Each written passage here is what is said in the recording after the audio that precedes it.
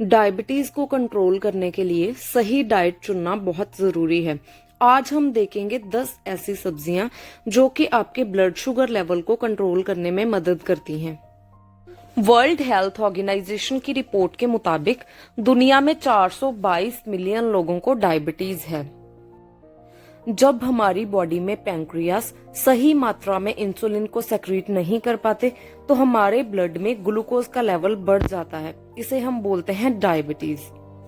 Starchy vegetables जैसे कि आलू, चावल, मटर और मक्का, इनमें ज्यादा मात्रा में कार्बोहाइड्रेट्स प्रेजेंट होते हैं, तो ये एकदम से ब्लड शुगर लेवल को बढ़ा देते हैं। तो अगर आपको डायबिटीज है तो इन चीजों को आपको नहीं खाना चाहिए।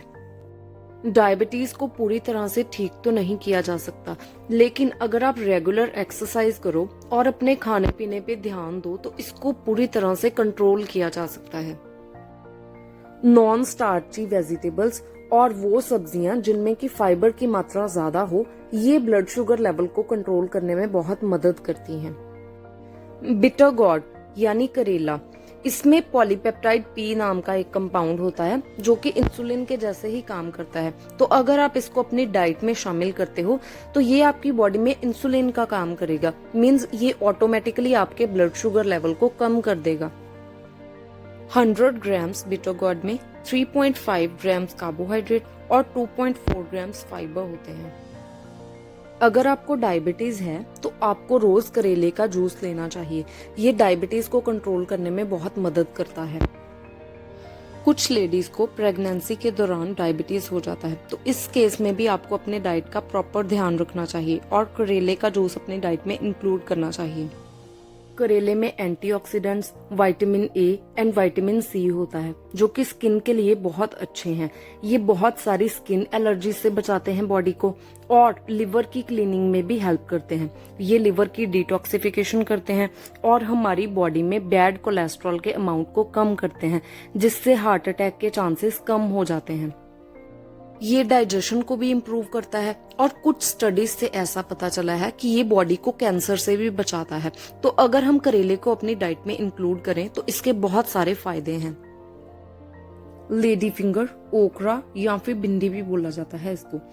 100 ग्राम ओकरा में 7.9 grams carbohydrates and 3.2 grams fibre होते हैं।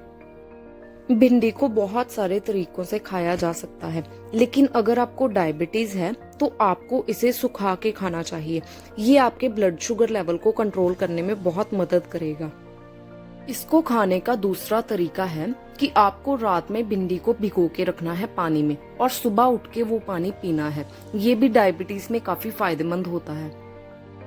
क्यूकम्बर यानी खीरा, इसका ग्लाइसेमिक इंडेक्स बहुत कम होता है और इसमें ट्राइट्रोपिन्स प्रेजेंट होते हैं जो कि बॉडी में ऐसे एंजाइम्स की प्रोडक्शन को रोकते हैं जो कि इंसुलिन रेजिस्टेंस डेवलप करते हैं। सो अगर हम खीरे को रेगुलरली यूज करते हैं तो इससे हमारी बॉडी में इंसुलिन की प्रोडक्शन इंक्रीज हो जाती है और अल्टीमेटली ये इंसुलिन हमारे ब्लड शुगर लेवल को कंट्रोल में रखती है। तो इसलिए ये डायबिटीज में बहुत फायदेमंद है। आप इसको सैलेड में भी खा सकते हैं और इसको अचार में भी खा सकते हैं। दोनों तरीकों से ये फायदेमंद होता है।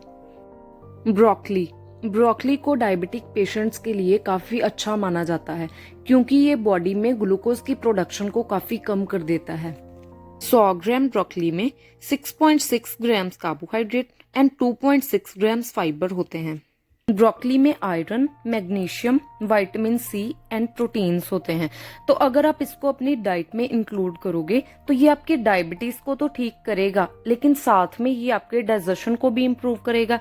ये लिवर और स्किन के लिए भी काफी अच्छा माना जाता है और इसमें कैल्शियम होता है जो कि बोन्स को स्ट्रेंथ प्रोवाइड करता है। ब्रोकली एक इम्यूनिटी बूस्टर है और इसमें एंटी कैंसरस प्रॉपर्टीज होती हैं। ये कैंसर को ठीक करने में भी हेल्प करता है। टोमेटोज का ग्लाइसेमिक इंडेक्स बहुत कम होता है। इसमें लाइकोपीन प्रेजेंट होता है जो कि बॉडी में इंसुलिन की प्रोडक्शन को इंक्रीज कर देता है, जिससे कि ब्लड में शुगर का लेवल नॉर्मल हो जाता है। अगर आप टोमेटोज को अपनी डाइट में यूज करते हो तो ये हार्ट हेल्थ के लिए भी बहुत अच्छा होता है और साथ ही में ये ब्लड प्रेशर को भी कंट्रोल करता है। 100 ग्राम टोमेटोज में 3.1 ग्राम कार्बोहाइड्रेट्स एंड 1.2 ग्राम्स फाइबर होते हैं। स्पिनच यानी पालक, अमेरिकन डायबिटीज एसोसिएशन के मुताबिक पालक एक सुपर फूड है डायबिटिक पेशेंट्स के लिए।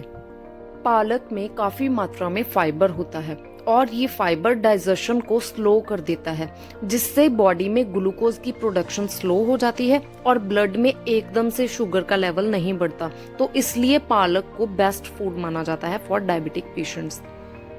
1 कप कुक्ड स्पिनच में 7 grams carbohydrates and 4 grams fibre होते हैं।